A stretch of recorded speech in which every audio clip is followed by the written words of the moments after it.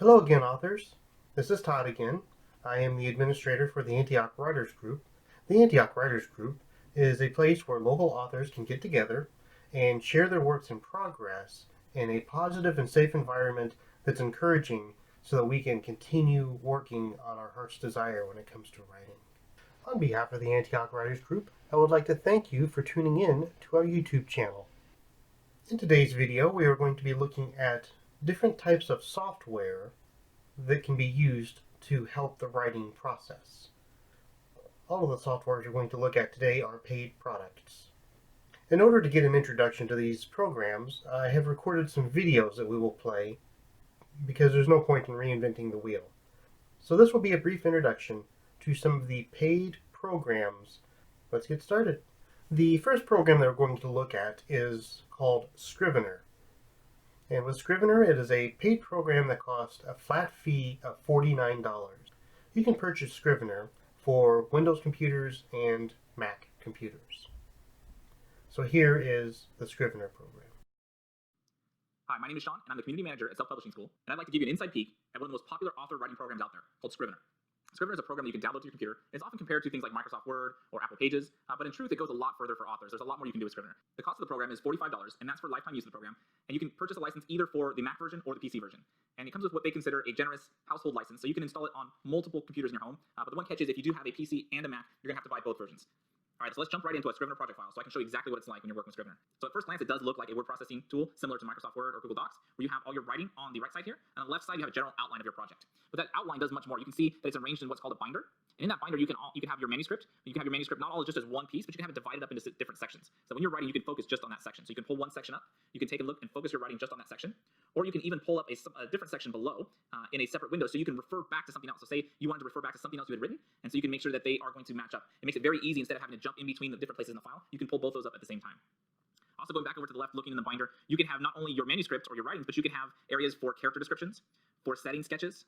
You can have an area for your front matter for your book, and not just one, but you can have different sections for your types of books. So your general manuscript, your paperback, your ebook, and they can each have different information so that when you compile them, you can have different versions for each of those. You can also see in the bottom left corner, you can have your research section. So you can have links to websites in here. You can use different text files, pictures, anything you want to use for research, and you can easily pull that up when you're looking in a different window. Pull up what you're using for research, and then go ahead and write in the window that you want to be writing in. At the bottom here, you can also see there are templates that you can use for character sketches, setting sketches, and for nonfiction authors, you can use these to have your customer avatar there. And there's a dedicated trash bin for each file. This comes in really handy when you start to pull things down into trash, and then you look for them later. You can go back in here, and so it's not empty with the rest of your main computer's trash file. So you can see just by how it's organized on the left that it does much more than just an average word processing program, but that's just barely scratching the surface. As you get in, there's so many different features. I'm going to show you a few of them that are my favorites, starting off with the project file, where you can bring up project targets. So you can see this brings up a little window where you can look at your general manuscript target, your session target for each time you're writing. You can even bring up little target windows for each one of the different areas that you're writing in, so you can see how far you've gotten in each one. Now, as you start off, it begins in red, moves to yellow, and then eventually goes to green. And it's a great way to give instant feedback and really propel yourself to get towards your word goals. Oftentimes, I'll set these goals at either 1,000 or 2,000 words, and as I see it get into green, it gives me that motivation to continue either to my goal, or in many cases, it gives me the motivation to exceed my goals. So another great feature to keep you focused so that you're not distracted easily while you're on your computer is to go into a different view they call composition mode. So when you pull it up this way, it's going to bring up a different screen where it only shows what you're writing and blocks out all the different editing menus, all the different things that you may have going on your computer, and just focuses solely on your writing. Now you can choose to have things like your project targets in view, so you can see how you're doing your targets, or you can take that away too, so you just have the page that you're working on, and it's just you and your writing distraction free.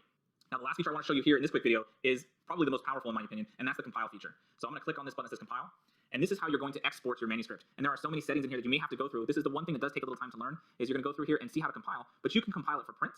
You can go into a Word doc, but you can also go into an EPUB file, so a .mobi file for Amazon, or a file that can be used with iBooks. You can export it as a web page. There are so many ways to export your file. And these three right here, the EPUB, .mobi, and the .docx, these are the files that you're going to need for all the major online book distributors. So instead of having to go through a formatter, I can use this right here and have it compiled directly to a .mobi file. And that is going to save you enough money just to pay for the program right there. Now, I use it on many occasions where I've published a book and I realize there's a change that needs to be made. I go back, make the change in Scrivener, and I export it again and upload it again. And for that second or third time I do that, I still don't have to pay that formatter. And again, that's just money that I'm saving with this program. So to me, this is one of the most powerful features of Scrivener, and I use it all the time. Our next writing software is called Vellum. Vellum is only available on Macintosh computers. With Vellum, you get two options for purchase. The first option is for ebook export only, which retails at $199. And then the deluxe version offers email export and print export, and that is $249. So here is an introduction to Vellum. Hi, I'm Tom from the Self-Publishing Formula, and this video is an introduction to Vellum. Okay, so today I'll be going through the basics of using Vellum formatting software. Of course, there are other formatting softwares available. There's Scrivener, which you may already use for writing your novel in the first place, and you can use that to export into various different EPUB, MOBI sort of ebook files. Well, there are free alternatives such as Droplet Digital and Reedsy, which are both very good. Vellum is arguably the most professional in terms of the output that you can create, but also, you can create very good looking books in any of the other ones I've mentioned. You can also create very good looking books by yourself, especially when it comes to the print editions. And unfortunately, the one downside for Vellum is that it is exclusive to Mac, which does sort of cut PC users out of the picture unless they're willing to use some sort of proxy.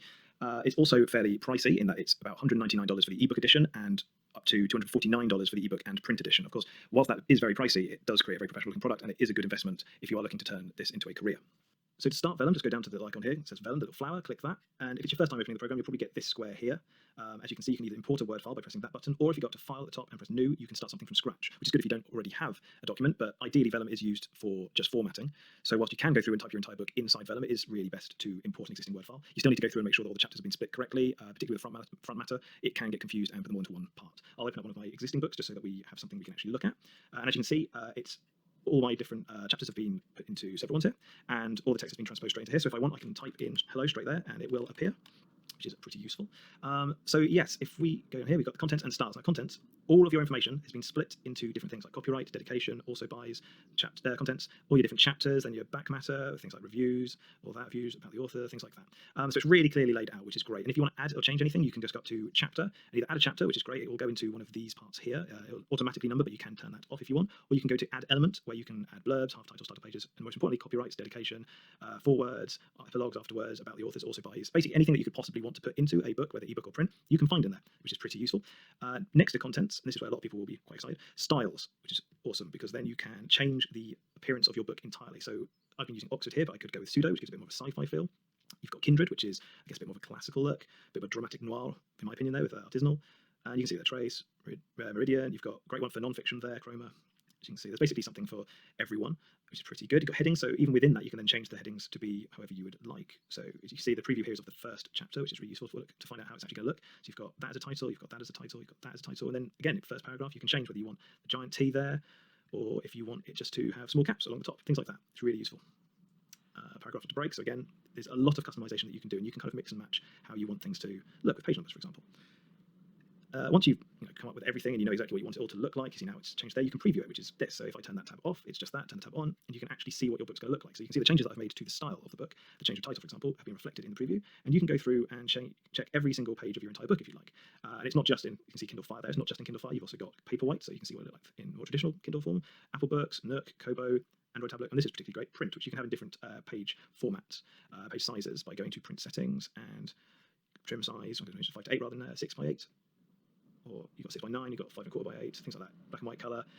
You can have every chapter being on the right side, which is a popular thing with books. And you can see, yeah, it looks absolutely fantastic. So that's great. And then once you're done with all that, you can click Generate. Now this, before you bought the product, will just be purchase, because you can in fact download the whole of Vellum without paying a penny. And you can use all of this. Everything that I've shown you, you can go through and do without paying. It's just that you can't export it. So the only way to use it as an actual tool is to pay. Once you have paid, you can just go to Generate, click that, and you can in fact generate for Kindle, Apple, Nook, Kobo, Google, or a generic EPUB. And you can also create a print version as well, and you can, as you see, you can change the trim size there as well. If you click continue, you also get to choose which folder it goes to, pretty standard save system, and then if you click generate, it'll create all the different files. It literally takes 10 seconds if that. I won't do it right now because it will overwrite everything that I've worked on. Our last paid writing software is called Ulysses, and Ulysses was originally written for Mac only, so it seems to streamline more efficiently on Mac products, but they do have a Windows version as well. And unlike Vellum and Scrivener, which are one-time purchases, Ulysses is a subscription-based software. So with Ulysses subscriptions, you have two options. You have a monthly option of $5.99 a month, and you have a yearly option at $49.99 a month. So here's a brief video about Ulysses. So let's start with what is Ulysses. Now, Ulysses claims to be the ultimate writing app for Mac, iPad, and iPhone. Now, the pricing is pretty simple. It's priced monthly and yearly. The monthly price in the US is $4.99, and the yearly price is $39.99, which is a little lower than the monthly cost at $3.33 a month. Now, the application is available, as I mentioned, on Mac and iOS devices. It uses iCloud synchronization so that all of your writing is matched up to both devices at any given time. Now, you can access it with a 14-day free trial, or you can get it through the setup subscription, and the setup subscription is $9.99. But of course, you get access to 120 plus other apps. apps. Now, the features are pretty prolific inside of Ulysses. A lot of people sort of fame it for its attractive UI and interface. It's also got a distraction-free experience, which makes it all the easier to type up all of your different notes and even all of your sort of long-form pieces. Now, it's got a markup-based editor, which means that, of course, when you're editing, it's really simple. It's basic to get started with. They've got a real keyboard-focused experience, so you can pretty much navigate the entirety of Ulysses without leaving your keyboard, which I know a lot of writers love. It's also got plain text abilities as well as a host of custom themes as well. Now, there is a mode available called the typewriter mode, which makes it a bit more streamlined when you're trying to get words out and sort of like get through a lot of pieces. And you can organize all of your pieces into folders, as well as grouping them based on project and subject using the hierarchical organization structure. Now, you can also view attachments as well as go into filtering search, and all of the pieces as you write them are automatically saved and backed up on iCloud. Now, you can access additional storage via the external folders on Dropbox, which is helpful. And for each piece you write, you can have something called a writing goal, which basically allows you to set a goal and aim towards it as you write, and you'll get a notification when you've completed that goal. Now, you can export in a host of different file formats, including Markdown, HTML, PDF, Word, and ebook, and they all look great. There's also export to WordPress as well as Medium, as well as a live preview mode, so that you can see exactly what it'll look like. Now, I'm going to include in the description a full outline of the feature table breakdown. The main reason I want to do that is because some features are available on iOS and others aren't. As you can imagine, the Mac is more of the sort of home experience for Ulysses writing. Now, as you can see here, this is my account. I started writing a bit of a book a couple of weeks ago. I've actually been running it in Notion, but in this case, I've transferred it to Ulysses, and as you can see, you can break it down into different chapters, and of course, all of that writing experience does look fantastic. Now, in my opinion, Ulysses is a well-priced solution for tool writing. Obviously, if you're a full-time writer, it might be much better for you, especially because it is a premium experience, or even a hobbyist that is looking to find a distraction-free tool. This could be a great solution for you. So those are the few examples of paid software for writing projects. If you've had any experience using any of those, please let us know in the comments below and what your thoughts are on them. As we wrap up this video, I'm going to leave you with a little bit of homework from the Writing Excuses podcast. So your homework or project to work on is to write a scene where a character makes a noble sacrifice but receives no reward for it. Links to all the videos that you saw and all of the software programs that we mentioned today, as well as the Writing Excuses podcast, will be listed in the descriptions below. Once again, this is Todd, one of the administrators for the Antioch Writers Group, and I would like to thank you for watching our YouTube video. For more writing resources and other Antioch Library content, please click the subscribe button.